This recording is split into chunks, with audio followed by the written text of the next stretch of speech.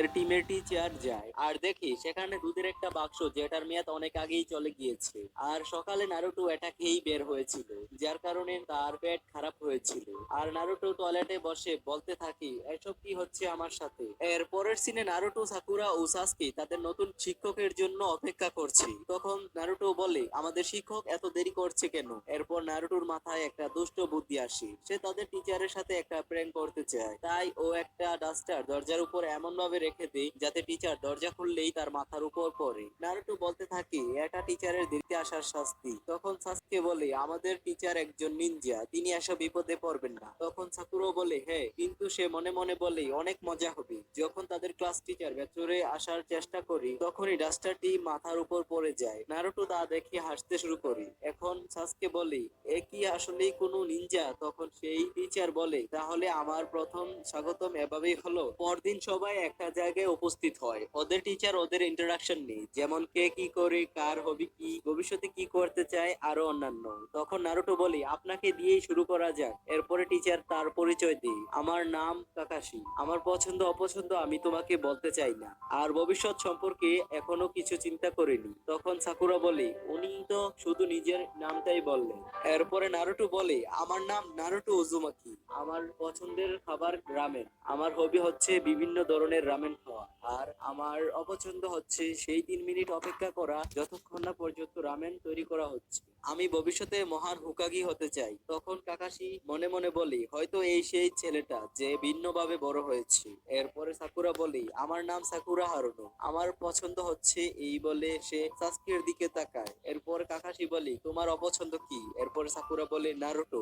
এরপর সাসকে বলি, আমার খুব কম জিনিস পছন্দ, আমার ইচ্ছে নিজের স্বপ্ন পূরণ করা আর একজন মানুষকে খুন করা। এটা শুনে নারুটো মনে মনে বলি, ও আবার আমার কথা বলছে না তো।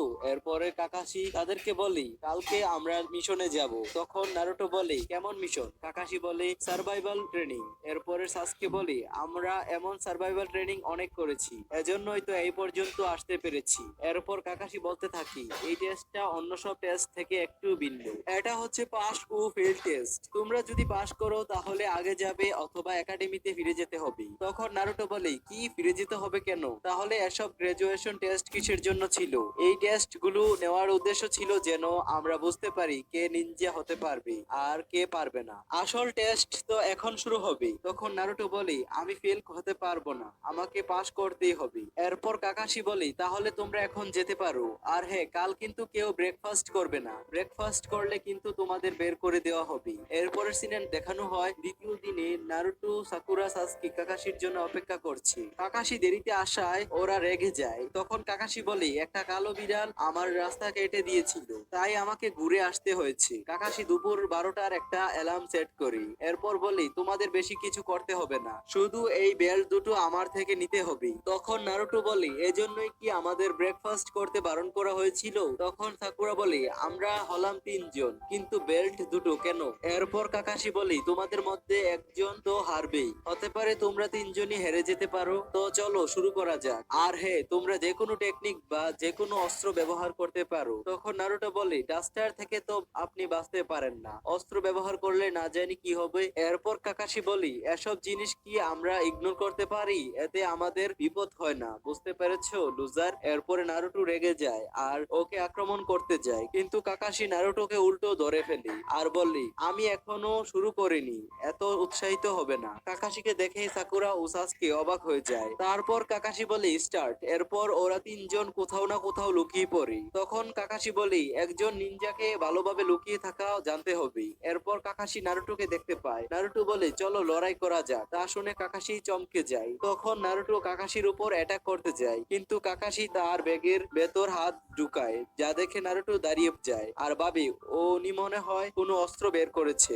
কিন্তু কাকাশি একটা বই বের করে পড়া শুরু করে। এরপর কাকাশি বলে, তুমি আমার উপর অ্যাটাক করতে পারো, আমার কোনো সমস্যা হবে না। তখন নারুটো কাকাশির উপর হামলা করতে থাকলেন। কাকাশি খুব সহজেই নিজেকে রক্ষা করে। এরপর একটা টেকনিক ব্যবহার করে নারুটোকে নদীতে ফেলে দিই। এরপর সাকুরা ভাবতে থাকি, কাকাশি অনেক স্ট্রং, নারুটোকে হারিয়ে ফেললো, ওনার থেকে বেলটা নিতে হলে অন্য টেকনিক ব্যবহার করতে হবে। তখন নারুটো নদীর ভেতর থেকে 2টা স্টার ছুঁড়ে মারে, কিন্তু এতে কোনো লাভ হয় না, কাকাশি সহজেই সেটা ধরে ফেলি। এরপরের সিনে আমরা দেখতে দেখতে পাই ইরুকা সেন্সি লর্ড হোকাগের সামনে বসে আছে আর কাকাশির সম্পর্কে কথা বলছি। তখন ইরুকা সেন্সি বলে উনি কি অনেক শক্তিশালী, কারণ ওনার টেস্ট সম্পর্কে অনেক নাম শুনেছি।